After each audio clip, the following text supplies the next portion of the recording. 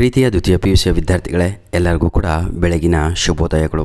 ದೇವರು ಸದಾ ನಿಮಗೆ ಒಳ್ಳೆಯ ಆರೋಗ್ಯವನ್ನು ಕೊಡಲಿ, ಒಳ್ಳೆಯ ಬುದ್ಧಿಯನ್ನು ಕೊಡಲಿ, ಓದಿದ್ದು ನೆನಪಿರಲಿ, ಒಳ್ಳೆಯ ನಿದ್ದೆ ಕೂಡ ಕೊಡಲಿ, ಹೌದಲ್ವಾ?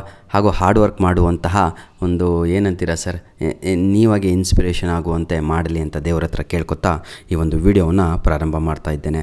ತಂದೆ ತಾಯಿ ಹತ್ರ ಚೆನ್ನಾಗಿರಪ್ಪ, ಅವರ ಆಶೀರ್ವಾದದ ಮುಂದೆ ಎಲ್ಲ ವ್ಯರ್ಥನೇ, ಆಯಿತಾ? ಎಲ್ಲರೂ ಕೂಡ ಶೂನ್ಯ. ನಿಮ್ಮ ತಂದೆ ತಾಯಿಯ ಆಶೀರ್ವಾದ ಪಡೀರಿ. ಅವರ one smile of your parents is enough to change your life. ಆ ದೇವರು ಸದಾ ಅದನ್ನೇ ಬಯಸ್ತಾ ಇರ್ತಾನೆ, ನಿಮ್ಮ ತಂದೆ ತಾಯಿ ನಿಮ್ಮಿಂದ ಸಂತೋಷವಾಗಿ ಇದ್ದಾರಾ ಅಂತ. ಆನ್ ಚಿಲ್ಡ್ರನ್ ಪದ್ಯದಲ್ಲಿ ಅದೇ ನಾವು ಕಲಿಯೋದು. ಬನ್ನಿ ಈಗ ಒಂದು ಆನ್ಸರ್ ದ ಫಾಲೋಯಿಂಗ್ ಕ್ವಶನ್ಸು. ಈ ಒಂದು ಪ್ರಶ್ನೆ ಪತ್ರಿಕೆ ನಮಗೆ ಕಳಿಸಿಕೊಟ್ಟಂತಹ ನಮ್ಮ ಅಬ್ದುಲ್ ಕಲಾಂ ಅವರಿಗೆ ಧನ್ಯವಾದಗಳು. ಜೊತೆಗೆ ದೇವೇಂದ್ರ ಅವರಿಗೂ ಕೂಡ ನಮ್ಮ ಕೃತಜ್ಞತೆಗಳನ್ನು ಸಲ್ಲಿಸ್ತಾ ಇದ್ದೇನೆ. Thank you my dear.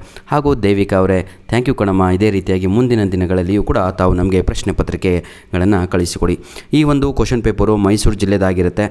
ಎಷ್ಟು ಈಸಿ ಇದೆ ಅಂದರೆ ನೀವು ಹೇಳ್ತಿರುವ ಅಯ್ಯೋ ದೇವ್ರೆ ನಮಗೆ ಬರ್ಬೇಕಿತ್ತು ಕಣೋ ಅಂದ್ಬಿಡ್ತೀರಾ. ಬನ್ನಿ. Who according to Juliet will lie upon the wings of night. Wings of night ಅಂತ ಹೇಳಿದ್ರೇ ನೆನ್ಪಿಟ್ಕೊಳ್ಳಿ, ಒಂದು ರೇವನ್ ಅಂತ ಬರಬೇಕು, ಇಲ್ಲ ರೋಮಿಯೋ ಅಂತ ಬರಬೇಕು, ಹೌದಲ್ವಾ? Clear all of you? ಹಾಗಿದ್ರೆ ಬರಬೇಕಾಗಿರೋದು ಯಾರಲ್ಲಿ ನೋಡಿ, ಲೈ ಅಪಾನ್ ಅಂತ ಇದೆ, ಬರಬೇಕಾಗಿರೋದು ಅದ್ರ ಮೇಲೆ ಅಂತ ಹೇಳಿದರೆ ರೋಮಿಯೋ ಅನ್ನುವಂಥದ್ದು 100% ಸರಿಯಾದ ಉತ್ತರ. Romeo. B.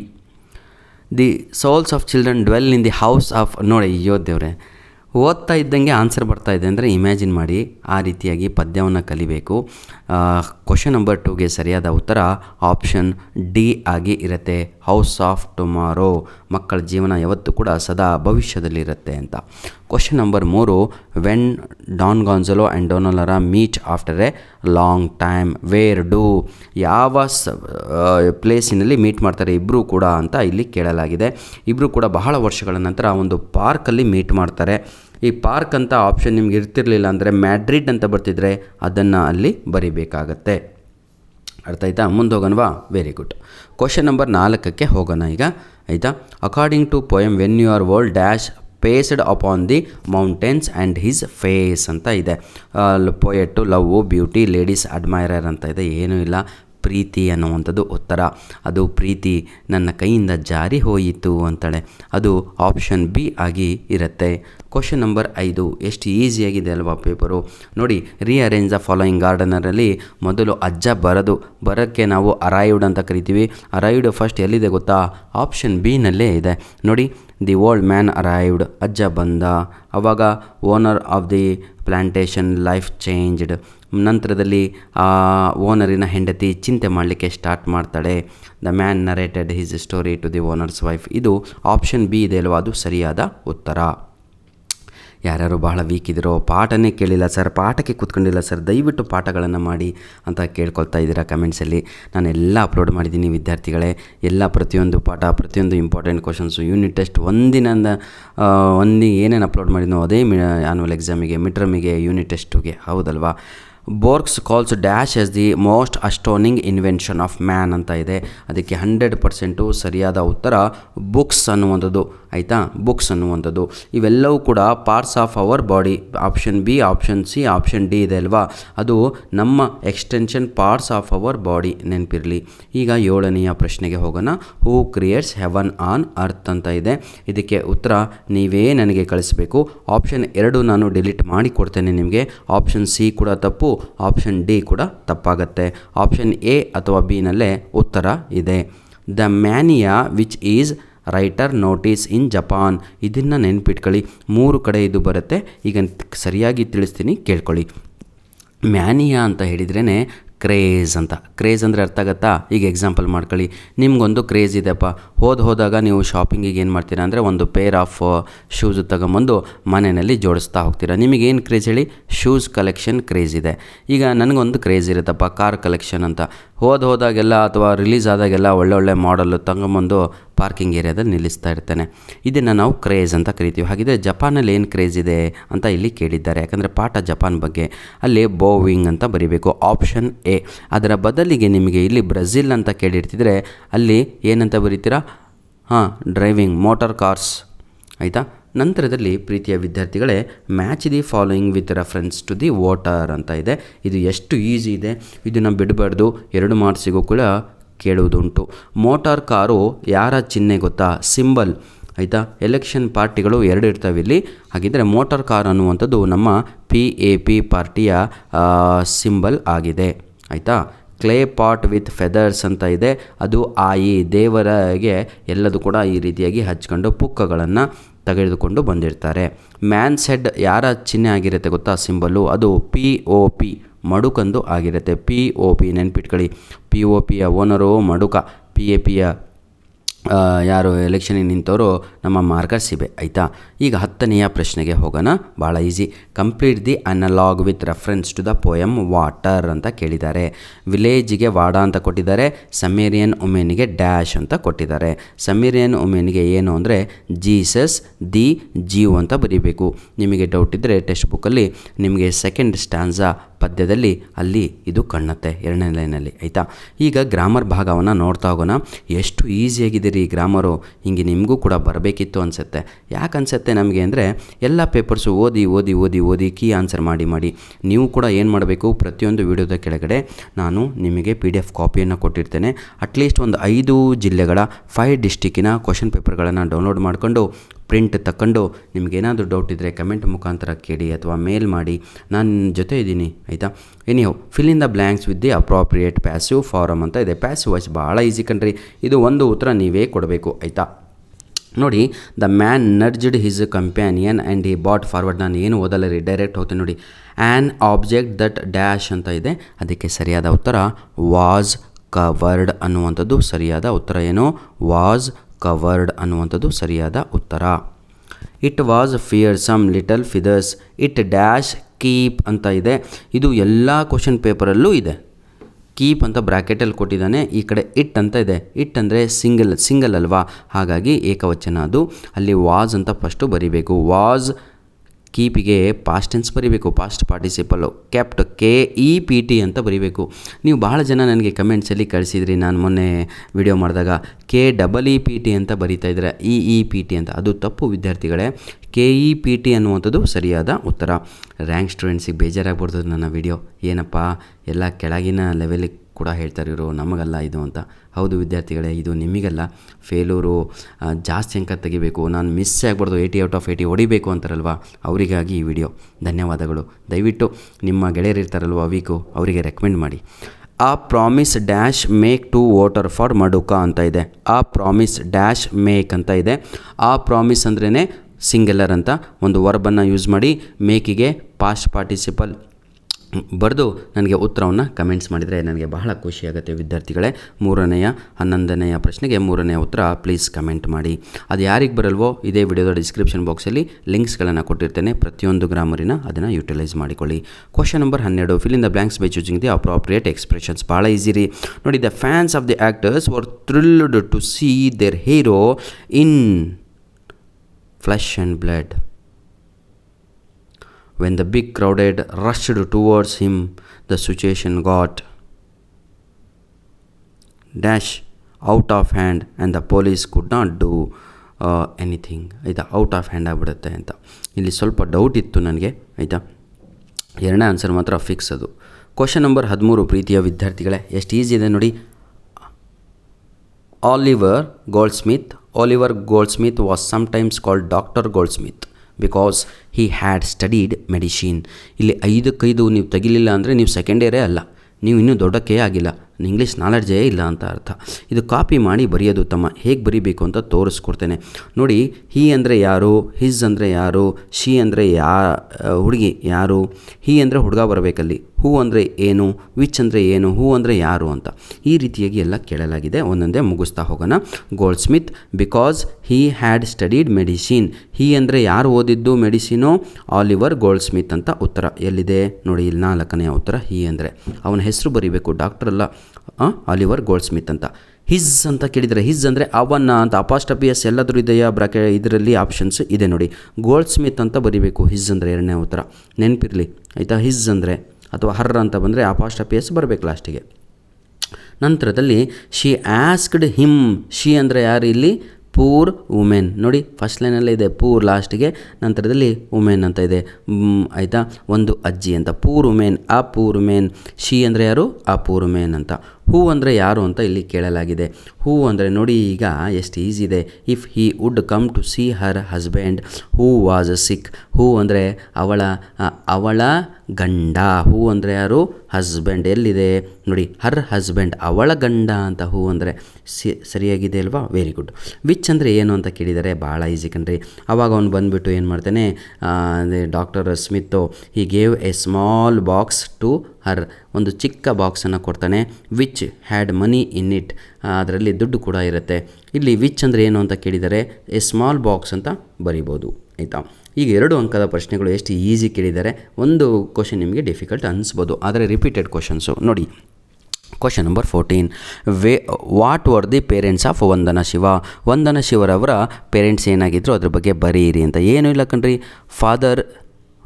Father was a forest conservator, mother was a peasant. ಇಷ್ಟೇ answer.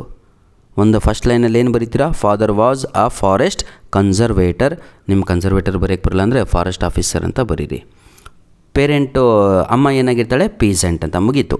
15ನೇ question. To whom do the words gallant lover ಅಂತ ಯಾರಿಗೆ ಕರೆದ್ರು ಅಂತ ಕೇಳಿದ್ದಾರೆ, ಹಾಗೂ ಸಿಲ್ವರ್ ಮೇಡನ್ ಅಂತ ಯಾರಿಗೆ ಕರೀತಾ ಇದ್ರು ಅಂತ ಕೇಳಿದ್ದಾರೆ. ಗ್ಯಾಲೆಂಟ್ ಲವರ್ ಅಂದರೆ ಯಾರು ಹೇಳಿ? ಡಾನ್ ಗಾನ್ಝಲೋ ಗ್ಯಾಲೆಂಟ್ ಲವರ್ ಆಗಿರ್ತಾನೆ. ಆಯಿತಾ. ಸಿಲ್ವರ್ ಮೇಡನ್ ಯಾರು ಗೊತ್ತಾ? ಡೋನಲಾರ. ಇಷ್ಟೇ ಸರ್ ಆನ್ಸರು, ಮತ್ತೇನೂ ಇಲ್ಲ. ಬನ್ನಿ 16ನೆಯ ಪ್ರಶ್ನೆ. How was the speaker different from other lovers in the poem ಅಂತ ಇದೆ. ಭಾಳ ಈಸಿ ಕಣ್ರಿ. ಫಸ್ಟ್ ಪಾಯಿಂಟ್ ಏನು ಬರೀತೀರಾ? He did not love her beauty. ಹೇಗೆ ಡಿಫರ್ ಅಂತ ಕೇಳಿದ್ದಾರೆ. Because the speaker did not love her physical beauty. ಆಯಿತಾ. ಸೆಕೆಂಡ್ ಒನ್ ಏನು ಬರೀತೀರಾ? He loved her changing face. ಅಷ್ಟೇ, ಸ್ಯಾರೋಸ್ ಅಂತ. 17ನೆಯ ಪ್ರಶ್ನೆ. How does the poet create heaven on earth ಅಂತ ಇದೆ. ಭಾಳ ಈಸಿ. ಆಯಿತಾ. ಇದು 3, 4 ಕೇಳಬೇಕಿತ್ತು, ತಂದು 2 ಅಂಕ ಕೇಳಿದರೆ ನೋ ಪ್ರಾಬ್ಲಮ್. ನಾವು ಬರೆಯೋಕ್ಕೆ ರೆಡಿ ಇದ್ಮೇಲೆ ಮತ್ತೇನು ರೀ. ಬನ್ನಿ ಫಸ್ಟ್ ಪಾಯಿಂಟ್ ಏನು ಬರೀತೀರಾ? ಕುವೆಂಪು. ಏನು ಮಾಡ್ತಾರೆ ಕುವೆಂಪುರವರು? ಹಿ ಎಂಜಾಯ್ಸ್ ದಿ ನೋಡಿ, how does the poet create heaven on earth ಅಂತ ಹೇಳಿದರೆ ಬೈ ಶೋಯಿಂಗ್ ಏನನ್ನು ತೋರಿಸ್ತಾರೆ? The beauty of nature on the earth ಅಂತ ಫಸ್ಟು. ಸೆಕೆಂಡ್ ಒನ್ ಏನು ಅಂತ ಹೇಳಿದರೆ by saying that the human beings if they become good persons heaven lies all over the earth ಅಂತ. ಇದು ಸರಿಯಾದ ಉತ್ತರ ಆಗುತ್ತೆ. ನೋಡಿ ವಿದ್ಯಾರ್ಥಿಗಳೇ, ನಾನು ಹೇಳಿದ 90ರಷ್ಟು ಎಲ್ಲ ಪ್ರಶ್ನೆಗಳು ಬಂದಿವೆ. ಹೇಳ್ತಾ ಹೋಗ್ತೇನೆ, ಬೇಕಾದ್ರೆ ನಿಮಗೆ ಡೌಟ್ ಇದ್ದರೆ. ಯಾವುದು ಗೊತ್ತಾ? ನೋಡಿ Romeo and Juliet first question ಇದೆ ಅಲ್ವಾ, ಅದು ನಿಮಗೆ ಹೇಳಿದ್ದೆ. ರವೀಂದ್ರನಾಥ್ ಟಾಗೂರು ಇದು ಭಾಳ ಡಿಫಿಕಲ್ಟ್ ಕ್ವಶನ್ ಕಣಪ್ಪ, ಓದೋರು ಮಾತ್ರ ಓದಿ ಅಂದಿದೆ. ಕ್ವಶನ್ ನಂಬರ್ 19 ಅದು ಕೂಡ ಬಂದಿದೆ. ಟು ದ ಫುಡ್ ಫ್ರಮ್ ಈ ಚೈಲ್ಡ್ 20ನೆಯ ಕ್ವಶನ್ ಸಮ್ಮರಿ ಬರೆಯೋದು, ಅದು ಕೂಡ ಬಂದಿದೆ. ನಿನ್ನೆ ದಾವಣಗೆರೆ ಜಿಲ್ಲೆಯ ಒಂದು ಕ್ವಶನ್ ಪೇಪರು ಅಪ್ಲೋಡ್ ಮಾಡಿದ್ದೆ. 21ನೆಯ ಕ್ವಶನು ಬೋರ್ಗ್ಸ್ ಥಾಟ್ ಆನ್ ಮೆಟಾಫರ್ಸ್ ಅಂತ, ಅದು ಬಂದಿದೆ. ಆಯಿತಾ. ನಂತರದಲ್ಲಿ H2O ವಾಟರ್ ಬಗ್ಗೆ ಸಮ್ಮರಿ ಕಲಿರಲೇ ಬರೀರಂತೆ ಆರಾಮಾಗಿ ನೀವು. ಆಯಿತಾ. ಸೋಷಿಯಲ್ ಇಂಜಸ್ಟಿಸ್ ಅಂತ ನೋಡಿ, ಅದನ್ನೇ ಕೇಳಿರೋದಲ್ಲಿ not only simple H2O water ಅನ್ನುವಂಥದ್ದು ಸಮಾಜದಲ್ಲಿ ವಿಟ್ನೆಸ್ಸದು ಸೋಷಿಯಲ್ ಇಂಜಸ್ಟಿಸ್ಗೆ ಅದ್ರ ಬಗ್ಗೆ ಅಂತ ನೋಡಿ. ಇದಂತೂ 100 ಸಲ ವಿತ್ ಕೀ ಆನ್ಸರ್ ಅಪ್ಲೋಡ್ ಮಾಡಿ ಕೊಟ್ಟಿದ್ದೆ. ಟಾಯ್ ಕಿಂಗ್ಡಮ್ ಬಗ್ಗೆ ಒಂದು ಟಿಪ್ಪಣಿ ಬರೆಯಿರಿ. ಕ್ವಶನ್ ನಂಬರ್ 24 ಅದು. ಡಾನ್ ಗಾನ್ಝಲೋ ಹೇಳಿದಂಥ ಸುಳ್ಳು ಕತೆ ಕಲಿರಲೆ ಅಂದೆ. 25ನೇ ಕ್ವಶನೇ ಅದು. On children relationship parents and children summary ಕಲಿರೋ ಅಂದೆ. ಅದೇ ಕ್ವಶನ್ ಕೇಳಿದ್ದಾರೆ. ಧನ್ಯವಾದಗಳು. ನಿಮ್ಮ ಪ್ರೀತಿ ಹೀಗೆ ನಮ್ಮ ಜೊತೆ ಇರಲಿ. ರೂಫ್ ಬಗ್ಗೆ ಒಂದು ನಾನು ಆನ್ಸರೇ ಅಪ್ಲೋಡ್ ಮಾಡಿ ಕೊಟ್ಟಿದ್ದೆ, right A note on roof ಅಂತ. ಆ ರೂಫಿನ ಪೂರ್ಣ ಹೆಸರೇ ರೂಫಸ್ ಓಕೋಕಿ, ಅದೇ ಇಲ್ಲಿ ಕೊಟ್ಟಿದ್ದಾರೆ. ಧನ್ಯವಾದಗಳು. ನಿಮ್ಮ ಪ್ರೀತಿ ಸಹಕಾರ ಹೀಗೆ ನಮ್ಮ ಜೊತೆ ಮುಂದೆವರೆಯಲಿ. ಇಲ್ಲಿಗೆ ವಿಡಿಯೋ ಕಂಪ್ಲೀಟ್ ಆಗಲಿಲ್ಲ. ಕ್ವಶನ್ ನಂಬರು ಪಾರ್ಟ್ ಸಿನಲ್ಲಿದ್ದೀವಿ. ಈಗ ಗ್ರಾಮರ್ ಪ್ರಾರಂಭ ಆಗುತ್ತೆ. ನಿಮ್ಗೆ ಹೊಸದಾಗಿ ಆ್ಯಡ್ ಆಗಿರುವಂಥದ್ದು ತಾವುಗಳು ನೋಡ್ಬೋದು. ಇಲ್ಲಿ ಹಾನೆಸ್ಟ್ ಅಂತ ಇದೆ. ಇದಕ್ಕೆ ವಿರುದ್ಧವಾದ ಪದ ನೀವೇ ನನಗೆ ಕಮೆಂಟ್ಸಲ್ಲಿ ತಿಳಿಸಬೇಕು. ನೋಡಿ, ಪ್ರಿಫಿಕ್ಸು ಆಗಬೇಕು, ಆಂಟೋನಿಮು ಆಗಬೇಕು. ಆನೆಸ್ಟಿಗೆ ಸರಿಯಾದ ಉತ್ತರವನ್ನು ಕಳಿಸಬೇಕು ತಾವುಗಳು. ಬನ್ನಿ ಸರ್, ಇದೇ ರೀತಿಯಾಗಿ ಈಗ ಮುಂದೆ ಹೋಗೋಣ. Part D. ಇಲ್ಲಿರೋದು ನಮ್ಮ ಮಕ್ಕಳು ಚೀಲ ಹರಿತಾ ಇರೋದು ಇಲ್ಲೇ. ಅಯ್ಯೋ ಹೆಂಗೆ ಬರೀಬೇಕು ಅಂತ ಭಾಳ ಈಸಿ. ಬ್ರ್ಯಾಕೆಟಲ್ಲಿ ಏನಿದೆ ನೋಡಿದರೆ ಚೆನ್ನಾಗಿ ಬರೀತೀರಾ ನೀವು. ಆಯಿತಾ. ನೋಡಿ, concave lens is thicker dash the edges ಅಂತ ಇದೆ. ಎಡ್ಜಸ್. ಆಯಿತಾ. ಅಲ್ಲಿ ಪ್ಲೇಸು ಹೇಳುವ ಸಮಯದಲ್ಲಿ ನಾವು ಪ್ರಿಪೋಸಿಷನನ್ನು ಬಳಸಬೇಕು. ಇದು ಏನಾಗುತ್ತೆ ಅಂದರೆ ಎಟ್ ಅಂತ ಬರಿಬೇಕು ಅಷ್ಟೇ. ಎಟ್ ಅಂತ ಬರೆದ್ರೆ ಮುಗೀತು, ಆನ್ಸರ್ ರೆಡಿ. ನೀವೇನು ಮಾಡ್ತಾಯಿದ್ದೀರಾ, ಎ ದಿ ಆ್ಯನ್ ಅಂತ ಬರೀತೀರಾ, ಅದು ಆರ್ಟಿಕಲ್ಸು. ಇಲ್ಲಿ ಬ್ರ್ಯಾಕೆಟಲ್ಲಿ ಕೇಳಿರೋದು ಪ್ರಿಪೋಸಿಷನ್ಸು, ಆಯಿತಾ. Second question, home labours going the have started ಅಂತ ಇದೆ. ನಾನೀಗ ಸ್ಟಾರ್ಟ್ ಮಾಡ್ತೀನಿ. ಫಸ್ಟು ನೋಡಿ, the labourers started, have started, going home, ಇಷ್ಟೇ. The labourers have started going home ಅನ್ನುವಂಥದ್ದು ಸರಿಯಾದ ಉತ್ತರ. One of our teachers dash beautifully ಅಂತ ಇದೆ. ನೋಡಿ, ಒನ್ ಅಂದರೆ ಸಿಂಗ್ಯುಲರು, ಹಾಗಾಗಿ ಸಿಂಗ್ಸ್ ಅನ್ನುವಂಥದ್ದು ಸರಿಯಾದ ಉತ್ತರ. ಸಿಂಗ್ಸ್, SINGS ಅಂತ. Clear, very good. Her son dash vegetables every day ಅಂದರೆ ದಿನನಿತ್ಯ, ಅದನ್ನು ಸಿಂಪಲ್ ಪ್ರೆಸೆಂಟ್ ಟೆನ್ಸಲ್ಲಿ ಬರೀಬೇಕು, ಹಾಗಾಗಿ ಸರಿಯಾದ ಉತ್ತರ ಕಟ್ಸ್, CUTS ಅನ್ನುವಂಥದ್ದು ಸರಿಯಾದ ಉತ್ತರ ಆಗುತ್ತೆ. ಯಾಕಂದರೆ ಆಯಿತಾ. Question number 31B, fill in the blanks. ಎಷ್ಟು ಈಸಿ ಇದೆ ನೋಡಿ, ಇಲ್ಲೇ ನೀವೇ ಬರೆದು ಬಿಡ್ತೀರಪ್ಪ. ಇದು ನಮಗೂ ಈ ರೀತಿಯಾಗಿ ನಮ್ಮ ಜಿಲ್ಲೆಗೂ ಬರ್ತಿದ್ರೆ ನಮ್ಮ ಮಕ್ಕಳಂತೂ ಚಿಂದಿ ಉಡಾಯಿಸಿ ಬರೋರು. ಇರಲಿ, ಮೈಸೂರಿನವರೇ ಭಾಳ ಖುಷಿಯಾಗಿದ್ದೀರಾ ಅಂದ್ಕೊಂಡಿದ್ದೀನಿ. ಔಟ್ ಆಫ್ ಔಟ್ ಎಲ್ಲರೂ. There are 2 types of trades, internal trade, and ಅಂತ ಬರಬೇಕು. ಬ್ರ್ಯಾಕೆಟಲ್ಲಿ 4 ಕೊಟ್ಟಿದ್ದಾರೆ. ಫಸ್ಟು ನಾವು ಆ್ಯಂಡ್ ಮತ್ತು ಅಂತ, ಆಯಿತಾ.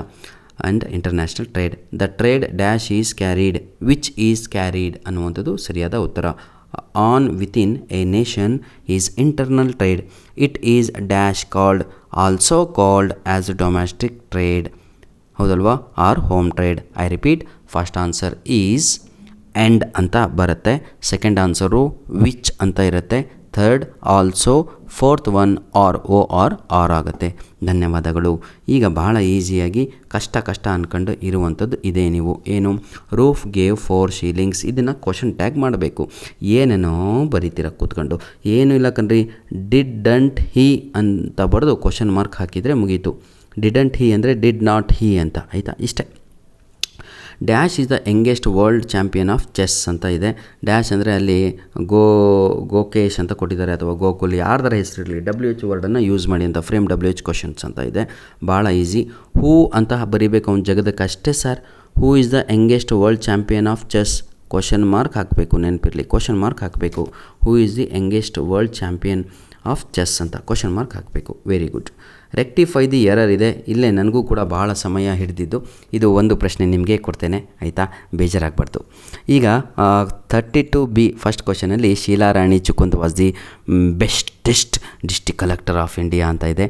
ಏನೂ ಇಲ್ಲ, ಬೆಸ್ಟೆಸ್ಟ್ ಅಂತ ಇಂಗ್ಲೀಷಲ್ಲಿ ವರ್ಡೇ ಇಲ್ಲ, ಅದೇ ತಪ್ಪು. ಇಲ್ಲಿ ಬೆಸ್ಟ್ ಅಂತ ಆಗಬೇಕು ಅಷ್ಟೇ, ಆಯಿತಾ. ಎಲ್ಲದು ಕೂಡ ಸರಿ ಇದೆ. ಫುಲ್ ಸೆಂಟೆನ್ಸ್ ಬರೀಬೇಕು ಎಕ್ಸಾಮಲ್ಲಿ.